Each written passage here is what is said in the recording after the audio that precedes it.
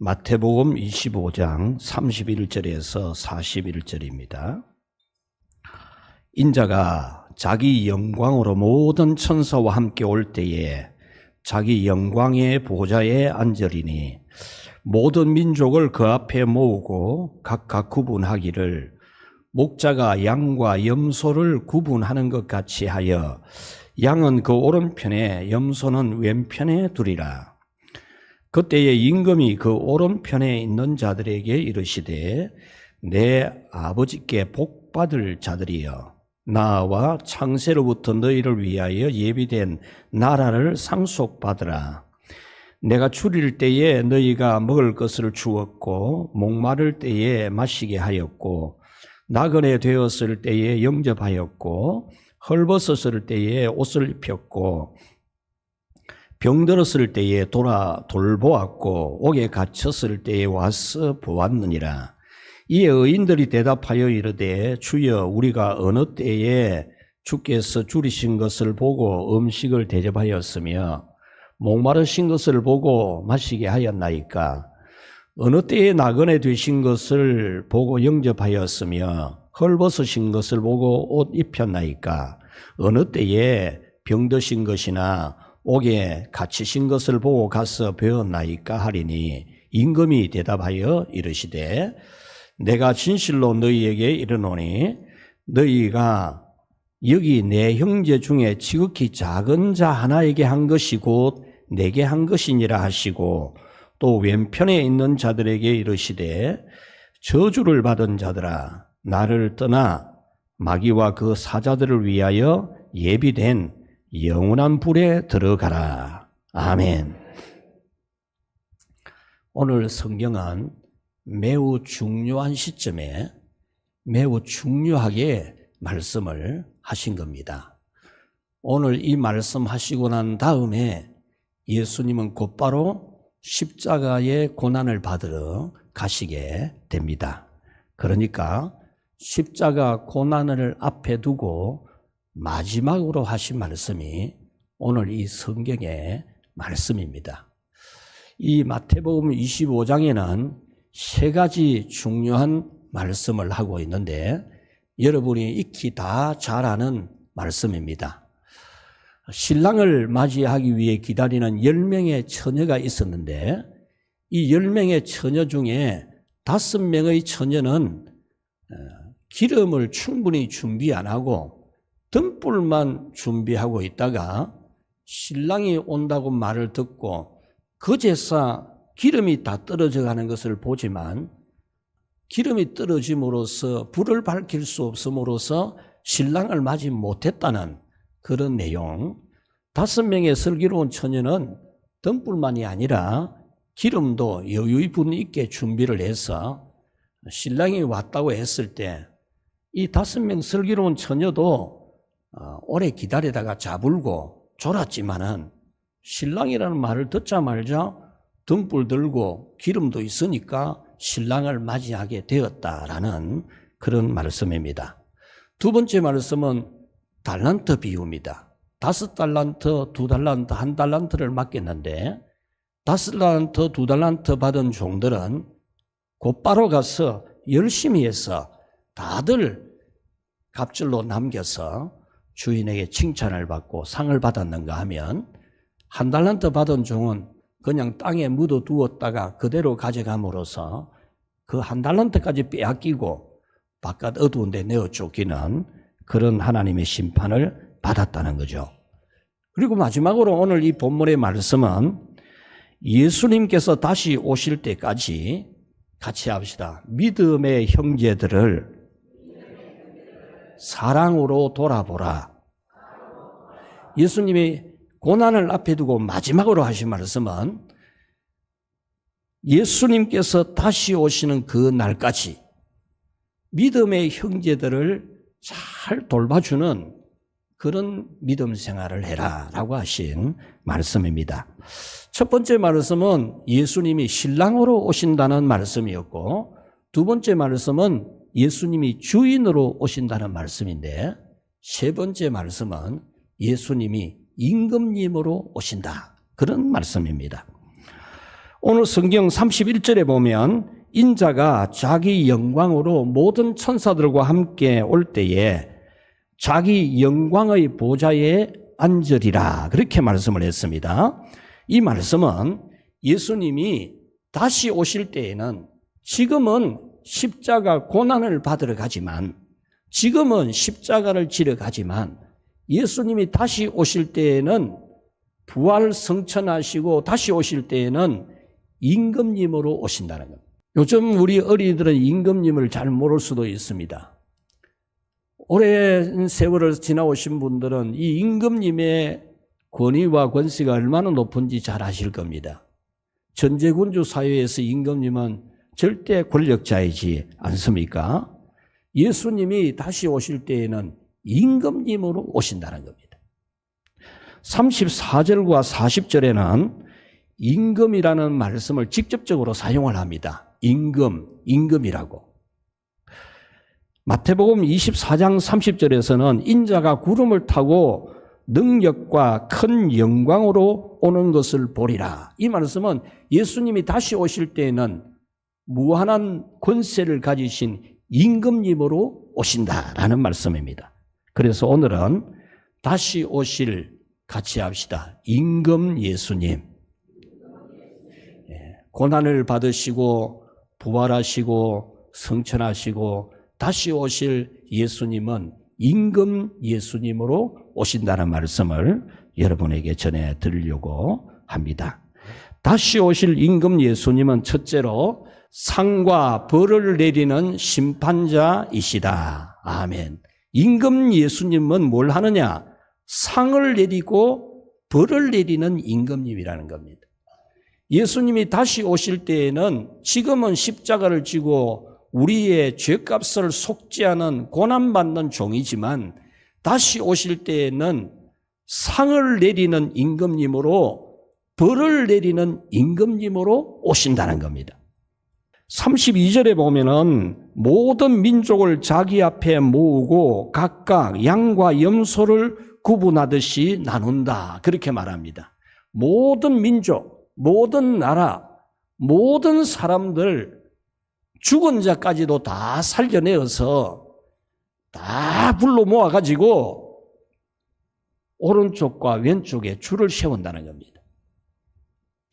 33절에서는 양은 오른쪽에 염소는 왼편에 두리라. 하나님이 양과 염소를 구분하듯이 양과 염소가 같이 지내도 표가 별로 안 나는 것 같아도 분명히 구분이 되지 않습니까? 그와 같이 하나님은 양과 염소를 분명하게 구분을 지어서 양들은 오른쪽에 염소는 왼쪽에 세운다는 겁니다. 이 말씀은 예수님은 심판하는 임금님으로 오셔서 모든 민족의 모든 인간을 양과 염소를 구분해서 딱 세우듯이 상줄자와 벌줄자를 딱 줄 세운다는 거죠. 그리고 오른편에 있는 이 양들에게는 상을 내리고 왼편에 있는 염소들에게는 벌을 내리신다는 겁니다. 상을 주실 임금 예수님을 보면은 34절에 오른편에 있는 자들에게 이르시되 내 아버지께 복받을 자들이여 나와 창세로부터 너희를 위하여 예비된 나라를 상속받으라. 그렇게 말씀합니다. 이 말씀은 오른편에 있는 복받을 자들에게 내린 상입니다. 그 상은 첫 번째로 내게로 나아오라. 그렇게 말씀합니다. 임금님으로 오시는 예수님께 가까이 와서 임금님하고 친밀하게 지내라 그 말입니다. 여러분, 이 복이 얼마나 큰 복입니까?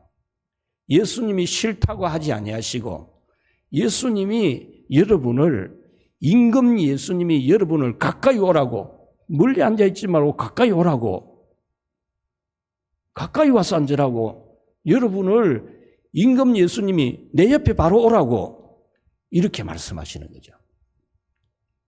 얼마나 좋은 일입니까? 임금님에게 가까이 가는 거. 두 번째의 복은 창세 전부터 예비된 나라를 받으라. 그렇게 말합니다. 이 말씀은 예수님이 다시 오실 때 상을 받는, 복을 받는 하나님의 백성들은 창세 전부터 예정이 되어 있다는 겁니다. 이 천지 만물이 창조되기 이전부터 하나님의 자녀로 임금 예수님의 형제로 그렇게 예정이 되어 있고, 그 예정된 우리에게는 하나님의 나라가 예비가 되어 있다는 겁니다. 예비가. 그 예비되어 있는 하나님 나라를 받으라는 거죠. 얼마나 큰 축복입니까? 여러분이 이 세상에서 어떤 축복을 받아가지고 하나님 나라를 받는 거하고 비교를 하겠습니까? 임금으로 오시는 예수님은 하나님 나라를 예비해 놓은, 이미 우리를 위해서 예비해 놓은 하나님의 나라를 우리에게 받으라고 하는 거죠. 그 다음에 상속받으라, 그렇게 말씀을 했는데, 이 말씀의 의미는 당연히 받을 자격이 있는 사람으로서 받으라, 그 말입니다. 임금님이 내려주는 상을 받는데, 하나님 나라를 상속받는데 받을 자격이 없는데 받는 게 아니고 상속권자라, 상속권자. 우리는 상속권자라는 거예요. 상속받을 사람으로서 그 하나님 나라를 당당히 상속받는다, 그 말입니다. 부족한데 나는 부족하게 살았는데 그게 아니라는 거예요. 아무리 부족해도 상속권자라요, 상속권자. 이렇게 예수님이 다시 오실 때 임금 예수님과 친밀하게 누리는 우리가 되고, 미리 예비가 되어 있는, 아예 창세 전부터 예비가 되어 있는 하나님의 나라를 우리는 당당하게 상속받게 된다는 거죠. 할렐루야. 그러므로 우리 성도 여러분들은 예수님께서 임금으로 오실 때에 임금 예수님과 친밀한 관계가 되고 하나님 나라를 상속받는 그런 은혜를 누리기를 축복합니다.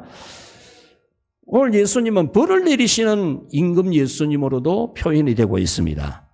41절에 보면은 왼편에 있는 자들에게 이르시되 저주를 받은 자들아 나를 떠나 마귀와 그 사자들을 위하여 예비된 영원한 불에 들어가라. 예수님은 왼편에 있는 염소들에게 저주를 받을 자들아, 그렇게 말씀합니다. 저주를 받을 자들에게 내린 벌은 뭡니까? 나를 떠나라, 그 말입니다. 복을 받을 자들에게 하신 말씀은 뭡니까? 내게 가까이 오라. 나와서 내게 가까이 나와서 나와 친밀한 관계를 누리라는 것인데, 이 저주받을 자들에게는 나를 떠나라, 이 말입니다. 이 말씀은 예수님에게서 영원히 완전히 끊어내는 걸 말합니다. 예수님이 완전히 끊어내어서 예수님과 관계없는, 임금님하고 전혀 관계없는, 임금님이 딱 끊어내버리는 그런 저주받을 자들이란 거죠. 이런 자들에게 내린 저주가 또 하나가 뭡니까? 마귀와 그 사자들을 위해서 예비된 영원한 불에 들어가라. 여기서 마귀와 그 사자들은 마귀 쫄개 노릇하고 마귀 수화 노릇하고 마귀 하자는 대로 하는 그런 자를 말하죠. 이런 자들은 그들을 위해서 예비되어 있는 지옥불에, 영원한 지옥불에 들어가라, 그런 말씀이죠. 그러므로 왼쪽에 있는 염소에게 내린 저주는 예수님과 영영 관계가 없는, 완전히 끊어내져서 지옥에 던져지는 그런 심판이 있다는 겁니다. 오늘 이 다시 오실 임금 예수님은 우리에게 중요한 교훈을 주고 있습니다. 처음에 제가 이 본문이 굉장히 중요하다, 이 말씀을 거듭 밝혔는데 아주 중요한 교훈을 주고 있습니다. 여러분들은 이 말씀을 그냥 가난한 사람 도와주고 약한 사람 도와주고 그래야 된다, 약한 사람에게 한 것이 예수님에게 한 것이고 약한 사람에게 하지 않은 것이 예수님에게 하지 않은 것이다, 그렇게 너무 단순하게 피상적으로 이해를 하고 있다면 오늘 이 말씀을 듣고 정확하게 이해를 하시기 바랍니다. 자, 다시 오실 임금 예수님은 두 번째, 형제가 되라. 여러분들이 다시 오실 임금님 예수님의 형제가 되라는 겁니다. 오늘 이 말씀은 바로 그 교훈을 하고 있습니다. 임금님의 형제가 되면은 천국의 상을 받고 임금님 형제가 아니면은 지옥의 벌을 받기 때문에 임금님 형제가 돼야만이 천국을 상속받고 임금님 형제가 아니면은 그냥 지옥에 가야 되기 때문에 임금님 형제가 되라 그 말이에요. 40절 말씀에 보면은 내 형제 중에 지극히 작은 자 하나에게 한 것이 곧 내게 한 것이라 그랬죠. 임금이 대답하여 이르시되 내가 진실로 너희에게 이르노니 너희가 여기 내 형제 중에 예수님의 형제가 있다 그 말입니다. 임금님으로 오신 여기 임금이 대답하여 그랬잖아요. 임금님 예수님의 형제들이 있다는 겁니다. 형제들이. 오늘 이 말씀이 바로 이 본문의 키포인트입니다. 임금 예수님에게 형제가 있다는 겁니다. 임금 예수님의 형제 중에는 지극히 작은 자도 있다는 겁니다. 형제 중에 여러분 형제들이 여럿이 있으면 그 형제 중에 좀 잘하는 형제도 있고 좀 못난 형제도 있지 않습니까? 그와 같이 예수님, 임금 예수님의 형제들이 있는데 우리는 다 임금 예수님의 형제들인데 임금 예수님의 형제들 중에서 지극히 작은 형제가 있다는 겁니다. 오늘 성경의 뜻을 이해하려면은 바로 임금 예수님의 형제가 되어야 한다는 이 말씀을 정확하게 이해를 해야 합니다. 임금 예수님의 형제이면은 천국을 상속받고 임금 예수님의 형제 아니면 임금 예수님과는 완전히 단절되어서 지옥에 간다는 거죠. 그러면 임금이신 예수님의 형제는 누구인가? 임금 예수님의 형제가 돼야만 되지 않습니까? 안 되면은 지옥 가잖아요. 임금 예수님의 형제가 돼야만 천국 가잖아요. 임금 예수님의 형제가 되는 것은 어떤 거냐? 두 가지인데 첫째 같이 한번 읽어봅시다. 예수님을 믿는 모든 성도이다. 아멘. 예수님을 믿는 모든 성도가 예수님의 형제라는 거. 예수님을 믿고 있는데 오늘 여러분이 분명히 알아야 될 것은 예수님을 믿는 여러분은 임금님으로 오시는 예수님의 같이 합시다. 형제이다. 제대로 한번 따라 합시다. 나는 임금 예수님의 형제이다. 예. 정말 가슴 펴고 소리 크게 내서 할 말이잖아요. 나는 임금 예수님의 형제라는 거예요. 마태복음 12장 50절에 내 아버지의 뜻대로 행하는 자라야 내 형제요 자매요 모친이니라 그랬어요. 이 말씀에서 내 아버지 뜻대로 행한다라는 말씀의 의미는 하나님 아버지의 뜻은 우리의 구원자로 보내어주신 예수님, 그 예수님을 믿음으로 예수님의 형제가 되는 거라는 거예요. 예수님, 하나님이 보내주신 구원자, 십자가에서 우리의 죄값을 다 도말해 주신 그 예수님을 믿는 그 사람이 예수님의 형제라는 거예요. 여러분들이 자꾸만 임금 예수님의 형제가 되려 하면은 공부도 잘해야 되고 시험을 잘 쳐가지고 합격을 하듯이 뭘 특별히 잘해야 되는 것으로 그렇게 생각하지 마세요. 여러분 부모님의 자녀들이 무슨 자녀들이 뭘 잘해야 자녀입니까? 부모님이 낳아주니까 자녀지. 여러분의 형제들이 뭘 특별히 잘한 게 있어야 형제가 됩니까? 형제니까 형제지. 갈라디아서 3장 26절 말씀 같이 읽읍시다. 너희가 다 믿음으로 말미암아 그리스도 예수 안에서 하나님의 아들이 되었으니, 자, 믿음으로 말미암았습니다. 여러분이 예수님을 믿음으로 말미암아 그리스도 예수님 안에서 하나님의 아들이 되었어요. 예수님이 하나님의 아들이잖아요. 예수님이 하나님의 아들인데 우리가 예수님을 믿어가지고 우리도 하나님의 아들이 되었어요. 그러면 우리는 예수님의 형제 맞지요? 여러분은 예수님을 믿어서 하나님의 아들이 되었어요. 예수님은 하나님의 아들이에요. 그러면은 예수님하고 우리는 형제가 아니라 형제가. 임금님의 형제라는 거예요. 갈라디아서 3장 29절 한번 봅시다. 같이 읽읍시다. 너희가 그리스도의 것이면 곧 아브라함의 자손이요 약속대로 유업을 이을 자니라. 아멘. 예수님을 믿어서 예수님의 형제가 되었으면은 약속대로 유업을 받는다. 상속권자로서 천국을 상속받는다. 그 말입니다. 오늘 성경 마태복음의 특징, 오늘 성경 마태복음이잖아요. 마태복음의 특징 중에 여러 가지가 있지만 그 중에 한 가지가 뭐냐면 예수님을 믿고 예수님을 따르는 제자를 형제라고 표현하는 거예요. 이 마태복음은 이걸 아주 중요시해요. 예수님의 형제라는 거예요. 오늘부터 여러분들은 예수님의 형제라는 사실을 꼭 명심해야 돼요. 두 번째로 임금 예수님의 형제는 같이 읽읍시다. 예수님을 믿는 지극히 작은 자 하나이다. 아멘. 너희가 내 형제 중 지극히 작은 자 하나에게 한 것이 곧 내게 한 것이라 그랬죠. 임금 예수님의 형제 중에는 지극히 작은 자가 있다는 겁니다. 임금 예수님을 믿는 성도 안에는 지극히 작은 자가 있다는 겁니다. 그러면 지극히 작은 자는 어떤 사람인가? 오늘 성경이 구체적으로 이야기를 합니다.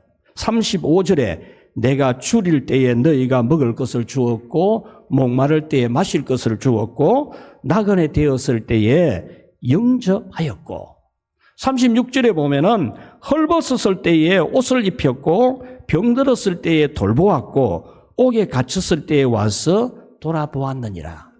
이 말씀은 예수님의 형제 중에도 지극히 작은 자는 배고프고 먹을 것이 없고 목이 마르고 그리고 보호받을 곳이 없는, 누가 보호해 줄 사람이 아무도 없는, 보호받지를 못하는 그런 사람, 그리고 헐벗고 병들고 복음 때문에 고난당하는 그런 사람이 바로 예수님의 형제 중에서 지극히 작은 자라는 거예요.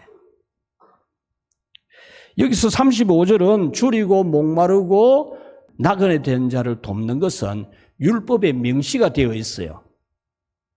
형제가 먹을 것이 없는데 먹을 것을 주지 않는 것은 율법을 어기는 거예요.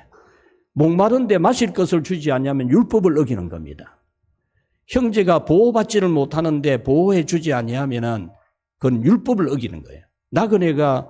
나그네는 보호받을 곳이 없어서 왔는데 나그네를 자기 집에 안 모셔드리면 그거는 율법을 어기는 거라는 거예요. 그런데 36절은 헐벗고 병들고 그리고 복음 때문에 고난당하는 감옥에 갇힌 자라는 말은 복음 때문에 고난받아서 감옥에 갇히는 그런 사람을 말하거든요.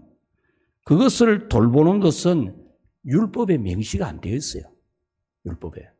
이 세 가지 36절 말씀에 이 세 가지는 율법에 명시가 안 되어 있어요. 그런데 이 세 가지를 예수님이 말씀하신 것은 우리는 율법에 명시된 정도로만 하는 게 아니고 율법에 명시되어 있지 않을지라도 지극히 작은 헐벗고 병들고 고난당하는 우리 예수님의 작은 형제들을 돌봐야 된다는 거예요. 이 말씀은 당시 시대상을 우리에게 잘 알려줍니다. 요즘도 유물들을 발견하면은 오래된 유물을 발견하면서 이거는 삼국시대다, 이거는 뭐 신라시대다, 이것은 뭐 고구려 시대다 이래 하면서 그 유물들을 보면서 그 시대의 생활상을 우리가 알 수 있듯이 오늘 성경에 예수님이 말씀한 이 내용을 보면은 그 시대에 예수님을 믿는 지극히 작은 사람들의 삶이 어떤 삶인지를 보여주는 거예요. 바로 먹고 사는 문제가 매우 힘들었고 질병과 또 억울한 누명과 과중한 빚으로 사람다운 생활을 하지 못하는 사람들이 많았다는 거예요. 이렇게 연약한 믿음의 가족들도 오늘 이 성경은 예수님의 형제라는 거예요. 임금으로 오시는 예수님은 지극히 작은 자라도 예수님을 믿는 성도는 같이 합시다. 형제로 여긴다. 형제로 여긴다. 그러므로 임금 예수님의 형제인 지극히 작은 자에게 선을 행하는 것은 곧 지극히 작은 자의 형제이신 임금 예수님에게 하는 것이라는 그 말입니다. 임금 예수님의 형제인 지극히 작은 자에게 선을 행하지 않는 것은 임금 예수님에게 하지 않는 거라는 거예요.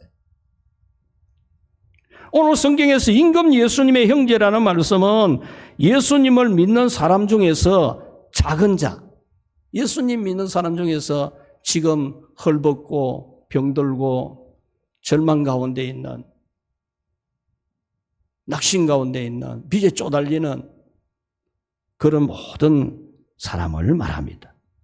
갈라디아서 6장 9절에서 10절에 보면은 우리가 선을 행하되 낙심하지 말지니 포기하지 아니하면 때가 이름에 거두리라. 선을 행하라. 선을. 낙심하지 말고 하면은 때가 되면 다 거둔다. 선을 행하면 거둔다는 거죠. 그리고 10절에 그러므로 우리는 기회에 있는 대로 모든 이에게 착한 일을 하되 더욱 믿음의 가정들에게 할지니라. 바로 이 말씀이 예수님의 형제들에게 더욱 잘해라 그 말입니다. 에베소서 2장 10절에 우리는 그리스도 예수 안에서 선한 일을 위하여 지으심을 받은 자라고 했습니다. 그러므로 여러분은 예수님 안에서 선한 일을, 착한 일을 해야 여러분이 예수님 형제라는 것을 증명하는 거예요. 증명. 여러분이 예수님이 형제라면서요. 그렇다면 예수님이 형제라는 증명이 뭐냐? 예수님의 지극히 작은 형제들을 돌보는 게 예수님을 형제로 믿는 자의 증거를 하는 거예요. 오늘 이 성경은 단순하게 헐벗은 사람 입혀주고 배고픈 사람 먹여주고 그런 뜻이 아닙니다. 여러분이 예수님이 임금 예수님 다시 오실 예수님의 형제라면은 예수님의 형제 중에 지극히 작은 그런 고달픔에 살아가는 그런 사람을 진정으로 도와야 임금님 예수님의 형제라는 증명이 된다는 거예요. 순교당하고 불태워지고 굶주리고 병들고 생활이 어렵고 빚에 쪼들리는 임금 예수님의 형제가 있다는 겁니다. 여러분도 종종 받아보았겠지만 저는 단톡방을 통해서 아프리카 어느 나라에서 교회가 불타고 교회 다니는 사람들 모두 모아놓고 불질러서 다 순교당했다. 총에 맞아서 다 죽었다. 이런 소식을 듣습니다. 거기 딴 나라 이야기고 남의 나라의 이야기가 되면은 우리는 예수님의 형제가 아닌 겁니다. 그거하고 내하고는 아무 상관없는 것처럼 여기면 안 됩니다, 여러분. 오늘 성경은 바로 그것을 말합니다. 오늘날 우리 교회 안에도 힘들고 어렵게 지나는 세월이 지금 어려운 시절을 지나는 분이 있을 수 있습니다. 이런 분에 대해서 잘났니 못났니 하는 것은 여러분들이 기본적으로 예수님의 형제라는 의식이 없는 거예요. 우리는 예수님 안에서 고난받고 핍박받고 이런 모든 우리 믿음의 형제들에 대해서 연대의식을 가지라. 형제라는 연대의식을 가지라는 거죠. 말씀을 맺겠습니다. 오늘 성경 이후에 예수님은 고난을 받으십니다. 예수님은 헐벗습니다. 예수님은 목마르십니다. 예수님은 줄이십니다. 가장 고통스럽게 십자가에 못 박혀 죽임을 당하십니다. 바로 우리의 형제 예수님이. 우리의 형제가 십자가에 못 박혀 죽으시는데 우리가 감각이 별로 없어서 어떻게 형제를 할 수 있습니까? 우리의 형제이신 예수님이 채찍을 당하고 가시관을 쓰고 옆구리에 창에 찔리는데 감동이 없으면 어떻게 우리가 예수님 형제입니까? 예수님은 십자가의 고난을 앞에 두고 당신의 머리에 향유한 옥합을 부은 마리아의 행위를 내 장례를 준비한 좋은 일이다, 선한 일이다, 그렇게 말씀을 했습니다. 그런데 제자들은 그 많은 돈이 드는 큰 향유를 갖다가 부었다고 허비했다고 터집 잡고 비난하고 그랬잖아요. 예수님에 대한 형제의식이 없는 거잖아요. 냉수 한 그릇이라도 대접하는 자에게 결단코 상을 잃지 않을 것이라 했잖아요. 오늘날 우리가 미자리 교회를 돕고 개척교회를 돕고 선교 현장을 돕는 거 바로 예수님의 지극히 작은 형제, 우리 예수님의 형제, 우리의 형제를 돕는 겁니다. 그것을 별 의미 없는 것처럼 하지 말고 매우 중요한 것으로 여기는 그런 우리가 되어야 예수님의 형제라는 분명한 증거가 되는 거죠. 예수님은 십자가 고난을 앞에 두고 심판하는 임금이 되실 것이라고 했습니다. 임금 예수님은 고난받고 굶주리며 질병에 시달리고 빚에 허덕이는 성도의 형제이십니다. 그러므로 고난 중에 있는 성도는 여러분의 형제이신 임금 예수님이 다시 오실 것을 믿고 오늘의 고난을, 오늘의 슬픔을, 오늘의 절망을 당히 참고 견디는 참 너무 좋은 임금님 예수님이 다시 오실 거니까 오늘의 슬픔도 이기고 승리하는 그런 믿음이 되기를 축원합니다. 그리고 임금 예수님의 형제인 우리 모두는 임금 예수님의 형제인 고난당한 형제를 돌아보시기 바랍니다. 교회 안에 있는 우리 믿음의 형제, 예수님 형제, 귀중히 여기십시오. 귀중히. 성도들을 귀중히 여겨야 됩니다. 귀중히. 안 귀중한 사람이 어디 있어요? 예수님의 형제인데, 임금 예수님의 형제인데 절대 비난하지 말고 비판하지 말고 여러분 귀중히 여기고 사랑하고 아끼고 정말 사랑을 실천하기를 축원합니다. 42절 43절은 지옥에 보내지는 저주받은 자들의 죄는 임금 예수님의 형제인 성도들을 돌아보지 않은 죄라고 말합니다. 여러분이 임금 예수님의 형제가 맞다면 돌아봐야 됩니다. 성도들을 귀중히 여겨야 됩니다. 특히 여기 오늘 본문에는 아니하고라는 이 헬라어 우라는 이 부정문구가 5번 나와요. 5번. 아니하고 아니하고 아니하고 아니하고 예수님의 형제들에게 아니하고 아니하고 아니하고 아니했다. 오늘 여러분이 그런 사람이 되면 안 됩니다. 교회 안에 힘들게 살아가는 성도들에 대해서 아무것도 아니하는 이 땅에 교회를 세우기 위해서 힘쓰고 발버둥 치는 그런 주의 종들에 대해서 아무것도 아니하는 핍박받는 자들을 위해서 기도하는 것도 아니하는 그런 우리가 되지 않아야 됩니다. 임금 예수님은 지극히 작은 자와 형제로 연대가 되어 있다는 거죠.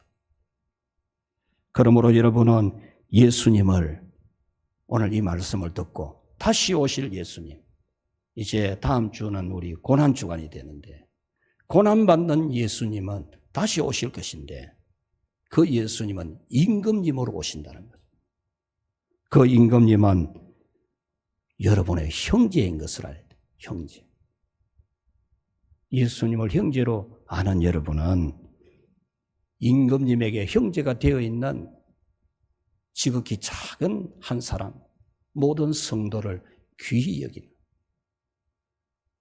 여러분만큼 머리가 핑핑 안 돌아가도 여러분만큼 민첩한 것이 없어도 여러분만큼 실력이 없어도 여러분만큼 좀 똑똑한 게 없어도 귀히 여기고 형제로 사랑하는 그런 여러분이 다 될 수 있기를 주님의 이름으로 축복합니다.